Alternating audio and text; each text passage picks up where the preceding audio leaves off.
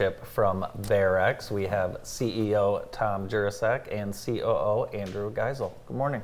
Morning. Morning. Great to see you guys, and here today for a few reasons. But first, let's get started. Congratulations on you guys will be awarded as one of Michigan Celebrates Small Businesses Best Small Businesses. That's quite the honor. That's what they told us, right? Yeah, we appreciate that. Yeah. Looks like it's the 19th annual that they've done this. Okay. And there's a celebration on May 2nd, I believe it is, up in Lansing at the Breslin Center. Very cool. So, Congratulations to you guys and your team. Thank you. thank you. Yeah, some 800 people will gather to honor you and other Michigan small businesses. And we also have in Jackson, RJ's Heavenly Delights, RJ's Metropolitan Ice Cream, and the folks at Sealand Air. Yeah. Absolutely. So all great companies with great success stories. You're the newest of those three companies. You've just been around for a couple of years. What do you attribute the notoriety, the success? How did you get on the map so fast, Tom?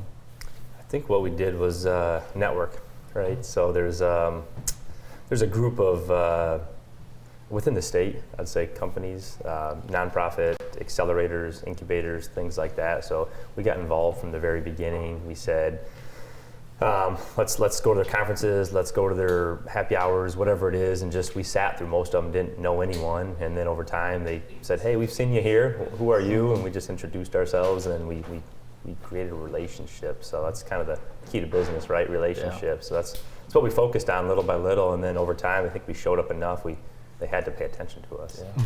So you guys, what you do is you help maximize manufacturing operations or business operations. Talk a little bit about what it is you guys do when you first start working with a company.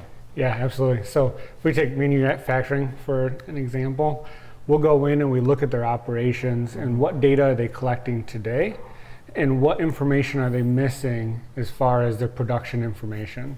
A lot of times that's the direct data coming from the machines itself. So I'm sure you guys have heard of like IoT, which is Internet of Things, smartphones controlling your garage door at home. That's an example of an IoT technology. We do that for manufacturing. So we'll connect directly into the machine itself. And so we're able to pull some pretty crucial data that otherwise was manually captured or really inaccurate at a lot of times. Do you have an elevator speech? And keep in mind, I'm getting off on the second floor. we do, yeah. Well, we kind of have two areas, right? So we do the custom data projects. Someone says, hey, I have an HR system and an ERP and accounting and spreadsheets. I want to throw that together and analyze it. Can you help? Yeah, we can connect, aggregate, transform that data into dashboards or information you can do something with. The other side is we take a small piece of hardware, connect it to a manufacturing machine. That helps us get the data out, and that helps different layers of a manufacturer. Maintenance, why are we down? Quality, we have scrap. The shop floor, is the machine running or not? If you got 100 machines, it's always sometimes hard to know if the machines are actually running or slow.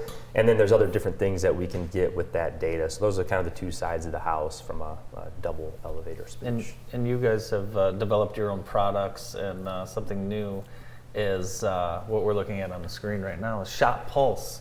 And folks will have an opportunity to learn about that. You guys are speaking at the Manufacturing Ops Conference on April 24th. I believe that's in Lansing.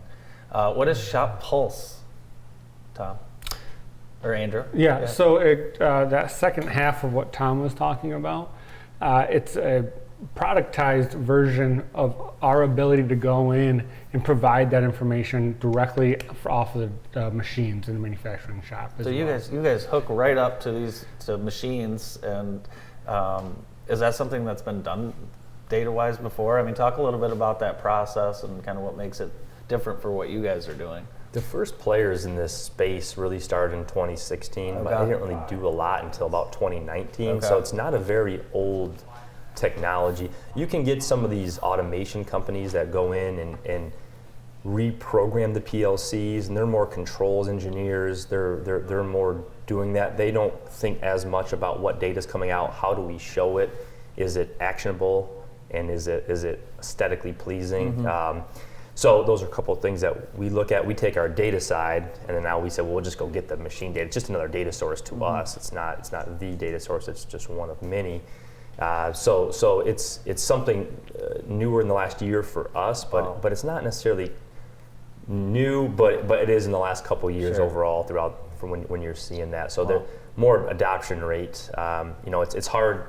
It's hard as a manufacturer right now to make money. There's a lot of cost increases, and there's sometimes lack of demand, chip shortage, what have you. So the more their machines are running, the more they're making money generally. Good. Conference you mentioned, a couple of opportunities really in the next few weeks. The Michigan Celebrates Small Business Gala, but we've also got this conference, MFG OPS conference, and you guys are presenting at that? There's two of them, yep. MFG Ops and then Integrate. Yeah, Integrate is in Detroit on May 9th. I believe it is. And then the manufacturing ops is this upcoming Monday, April 24th in Lansing. And so we're going to go a little bit deeper into what all of this means and how it's very intimidating for smaller manufacturers. They hear a lot about Industry 4.0 and all these new technologies, but they don't know how to use it, or is it even important to us or to me. And so that's where we're going to kind of break that down a little bit in detail. How powerful is it for you guys, knowing you've only been in existence, I think under 2 years, knowing that you're helping change multi-million-dollar companies in the way they operate? Yeah, it's that's why we're here, is to add value. So I feel pretty good about that. Yeah, good. And you've got success stories already. You've been able, you can find savings and improvements, reduce downtime. It's an instant result, isn't it? We do have specific white paper case studies, so to speak, and then we also have a couple of the clients had specific ideas of hey, can you add this piece in, kind of like a research and development side. Yeah. We said, let us take a look at it. So right now we're building on to the shop pulse for a couple clients, for one, SPC and quality data, and then two, we're connecting to their ERP to put information back into one of their other systems. So able to work with them on not only our core product, but some additional benefits that they're finding. Andrew, how do you define a small to mid-size manufacturer? Is it by revenue, by size? We like to say kind of by machines, because that's what we look at. So usually anywhere between 10 machines up to a couple hundred is what we're looking at in general. You actually you work with us.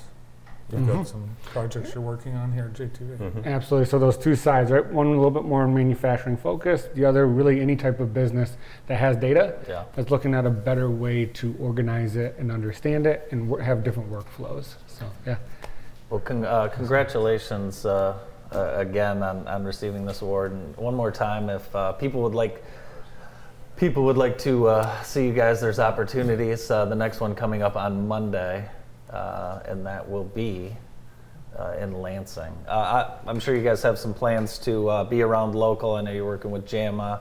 Have you planned your summer schedule yet as far as events and speaking engagements and things like that? Not even close. Not yet. I think we got through May right now. Awesome. Well, thank you guys so much, and congratulations on all the success. Thanks, guys. Thank you. Tom Jurasek and Andrew Gissal from Bearex. More of the morning show right after this quick one.